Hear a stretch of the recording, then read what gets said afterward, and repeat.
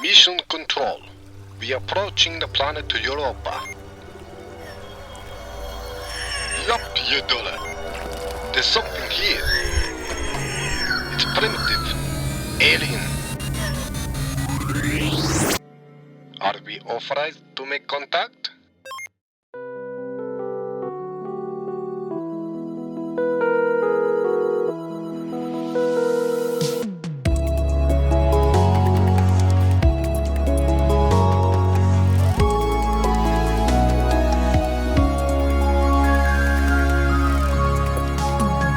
Hello and welcome to Monkeys with a Mic. This is the first episode where we'll be discussing different scenarios where we make contact with aliens. Today I'm joined by Emma and Chris. Thank you. Thank you for joining me. What's up? We've just discovered alien life on Europa, Jupiter's moon. Should we try to make contact with them? Should we try to make contact with them? Probably not. No. I don't think there's any problems with observing them. But in terms of actually making contact, no, because you're kind of interfering. I mean, there's arguments about like playing God, and we don't really have our own stuff together at the minute, so it's probably not a good idea to start trying to influence other life forms on other planets where we really have no business being there. So I'd probably say no. Do you think that it would be wrong for us to interfere in that way to like help them develop?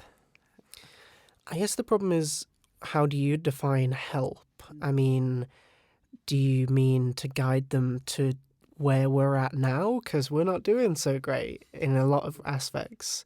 So, no, I think until we're more grown up and mature ourselves as a species, probably not a good idea to try and influence other species. So what do you think about our moral responsibilities when it comes to these aliens? Do you think we should completely just leave them alone and stay back and observe?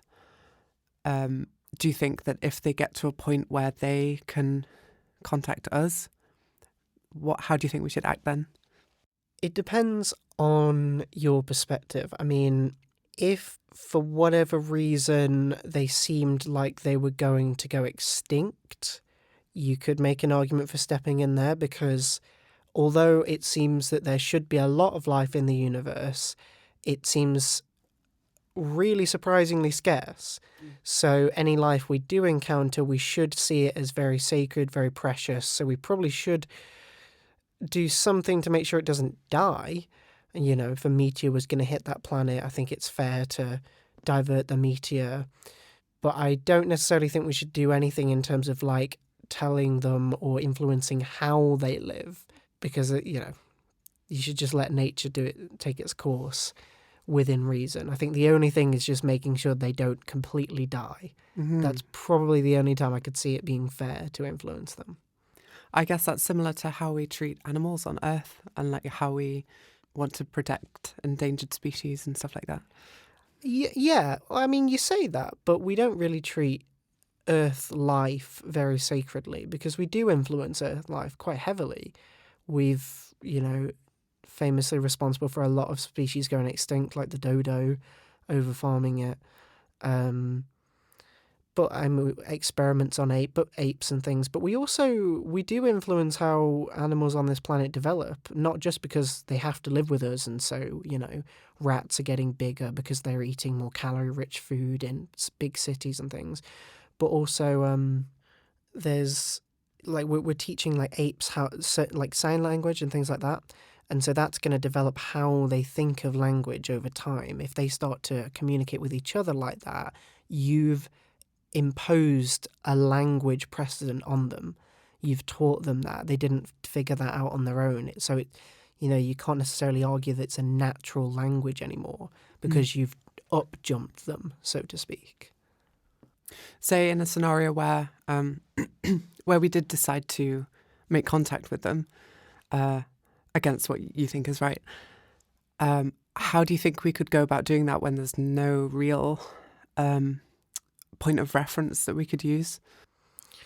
Yeah, this is an interesting one. So if it's primitive life, it's perhaps a little bit easier because they won't already have complex, they won't have complex ways of thinking. They won't have these higher forms of thinking the way we do. So in a way, there's less noise to cut through. But also, you need to know a lot about how their physiology works and things like that. So you can't, it's something called the compatibility problem. And that's essentially that the things that we consider to be forms of language are entirely relative to how life on Earth develops. So we think of sound and sight, the typical 5 senses, but other creatures don't have those senses, or they have other senses or extrasensory processes. For example, spiders don't hear, but they have they're very good at sensing vibrations. This is something explored in the book Children of Time, a fiction book about a civilization of spiders that rapidly evolve.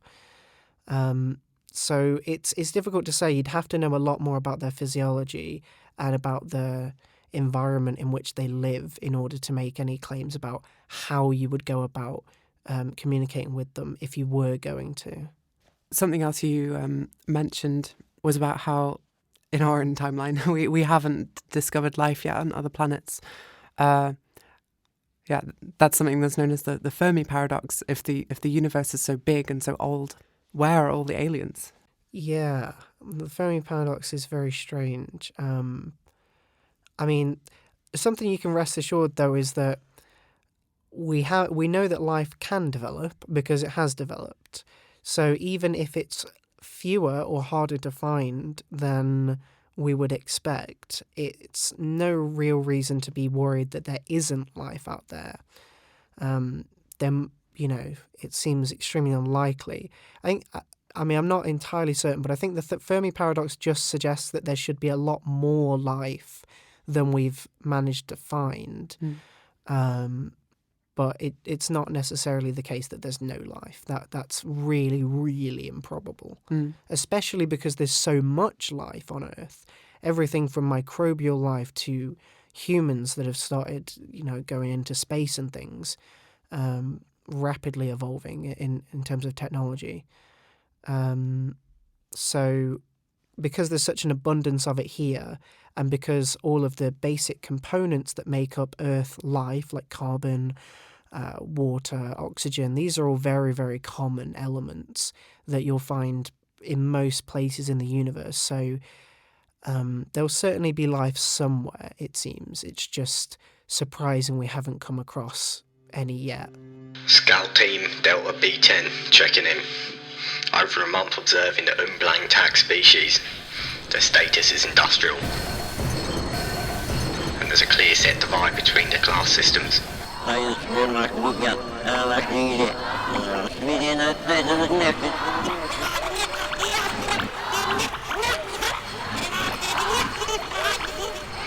preparing to make contact. What's Earth's final verdict on doing this? So we wanted to make our presence known. We want to show that there's fellow life in the solar system. How do you think we could go about doing that? Maybe if, we know of them and we know that they don't know of any other planet, like how we are now, I suppose, maybe just send in a frequency. It really depends where they are in terms of technology. If they're still, say, in the Victorian era, I don't know, send them a letter. I'm not sure. I suppose, let's just say it's morally okay to do so. I feel like it's just, I don't know, send someone there. Yeah. How do you think you could actually approach finding some kind of common language to even communicate with? Well, I think, let's just say that we did have a channel of communication with them, whether they're on Earth or, we've got someone out there. Like the film Arrival, I feel like we just have to start out with very basic phrases. So in Arrival, what she starts out doing is she just points to herself and keeps saying human. And then she kind of points to them to signal to them, so what are you? And then they present their language to her. And their language could be anything. It could be something visual, which is what it is in Arrival. Or it could be sounds, or it could be a sixth sense that we don't even have yet. So I think it's just finding out what exactly their language is first, and then trying to decipher, say, what human means in their language, or then getting onto like names or like you and me. And it would be a long process, but I feel like that's the best way to do it. Yeah. Language and translation is so interesting because if you take the ancient Egyptian hieroglyphs, they didn't know how to translate them. There was no real frame of reference until they found the Rosetta Stone, which is like this famous tablet where they have this text that's translated into, I think, Egyptian, Greek, and another language. I need to fact check that one. That was crucial in being able to actually translate the language and have a common form of understanding to be able to communicate. Yeah, I'd have to try and find some kind of equivalents in their alien language and then try and find the patterns. So if we got like the word human, and let's say they made some like weird noise, you have to try and isolate that into each letter and then maybe into different words, and it would be a massive task. Like, it would take so long. It wouldn't just be a quick job. But I suppose if you're communicating with another planet, that's amazing. So many things to consider as well about like their biology, how they actually communicate with each other and within their own society, and yeah, because they could have like telekinesis. Like, they could not even talk. Yeah. It could be some sense that we don't even have, and they would be talking to us, and we'd be like, "What?" Like, we just wouldn't know what was going on. Yeah, exactly. It could even be like a hive mind where they don't communicate to each other because they don't need to. They'll think as one. So in terms of morality and kind of putting our blueprint onto an alien species, like, who are we to go out there and influence them into our way of thinking? Like, we're not a perfect species. You know, we have not got it all worked out. And for us to go out there and kind of maybe like try and colonise a planet into thinking in our way, that's just not good. Yeah. Not good. Some people might say that interfering with them at all is completely wrong, and we should just let nature play out as it is going to anyway. It's almost as though when you think about going back in time and you think, well, you shouldn't go back in time because you're going to interrupt the human species' natural evolution. Well, you could be doing that to an alien species. If you go and interrupt their evolution, you could change it drastically, and it could cause, mass devastation. Like, you don't know if they would hate us, if they become enemies. There's no guarantee that they'll all become good friends and, go on holiday to each other's planets. Like, So say we can see that they're on the brink of war. They're going to blow themselves up with nuclear weapons. Do you think it's right to interfere then? well, how could we stop them, I suppose? How could we really interrupt them? Because regardless of if they're more primitive than we are, they could be like a completely new sense that we cannot even access, that we don't even know about. So how would we be able to even, stop them from doing anything? Like, they could fly and we can't fly, so then we'd be screwed, So if they were developing, weapons of mass destruction to use, against themselves or against us, I don't really think there's a lot we can do about it. I feel like we just have to accept it, really. Yeah. Cool. Thank you. A bit depressing. I think Just lie down and die. Gosh.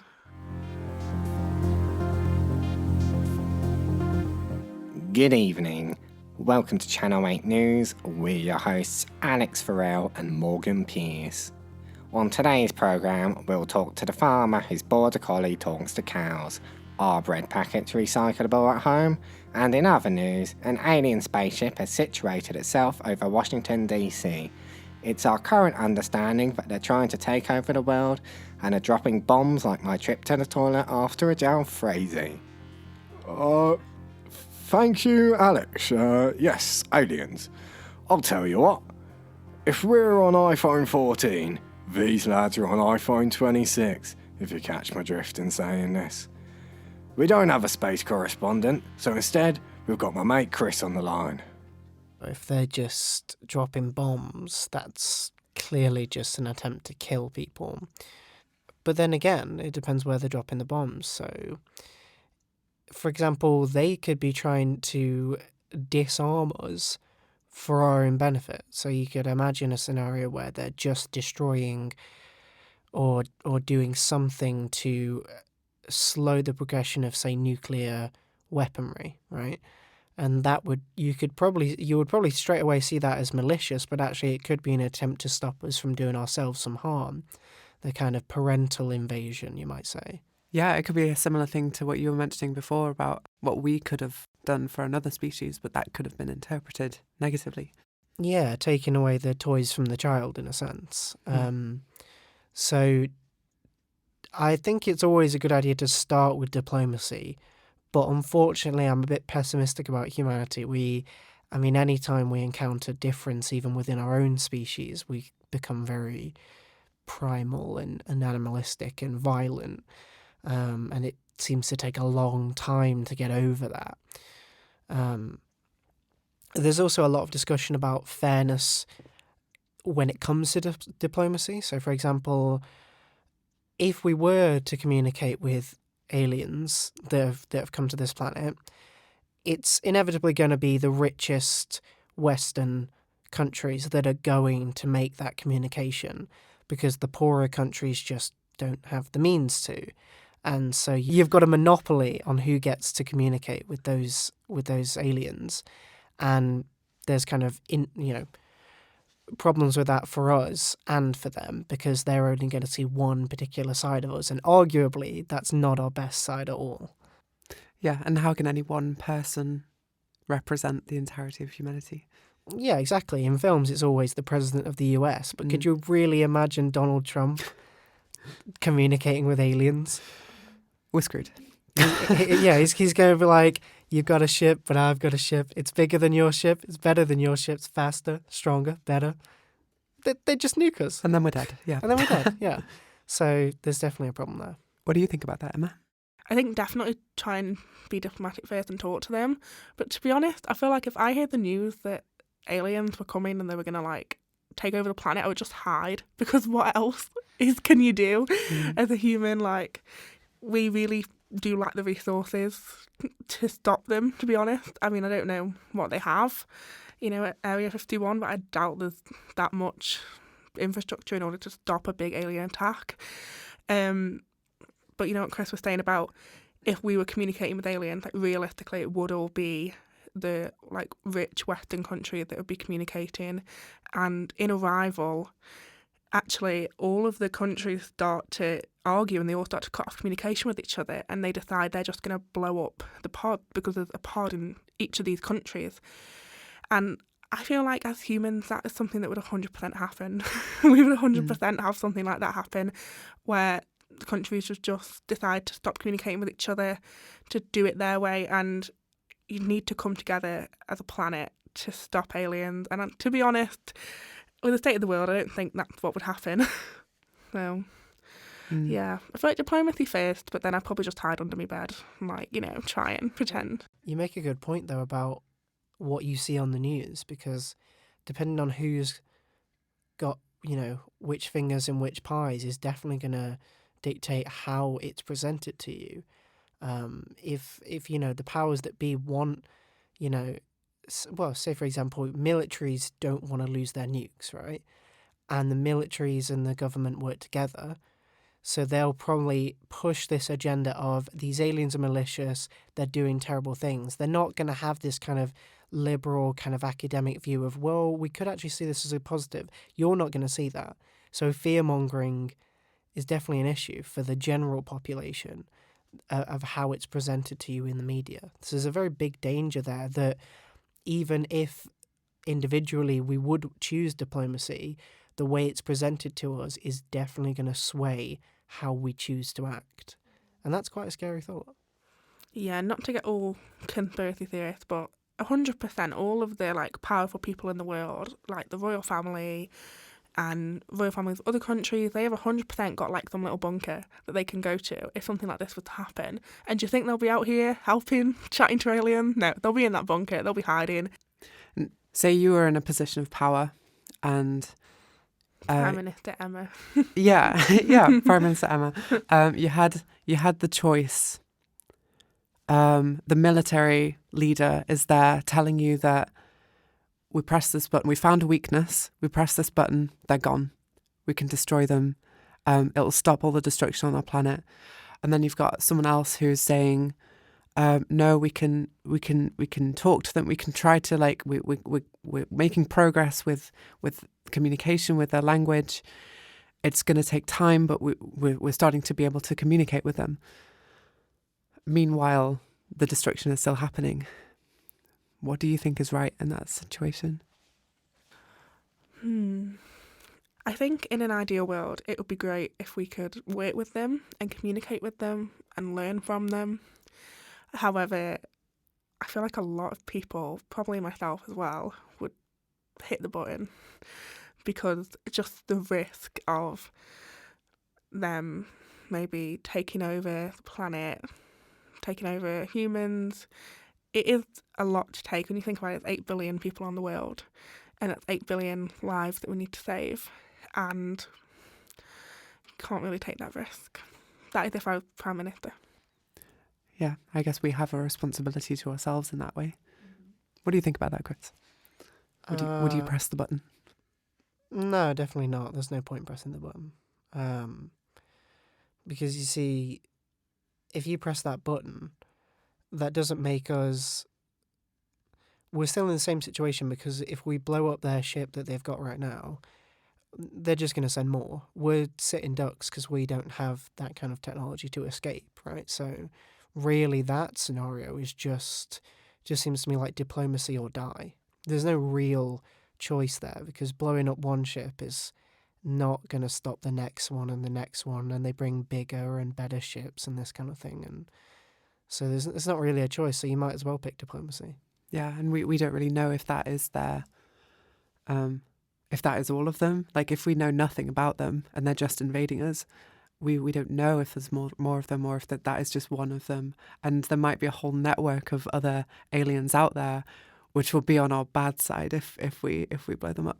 Yeah, I mean, you don't even know if this is an organised thing. I mean, we think of it in terms of human frames of reference. We think like, oh, well, this must be a big military planned invasion. This could be some kids in the equivalent of their first car, just killing bugs as far as they see it.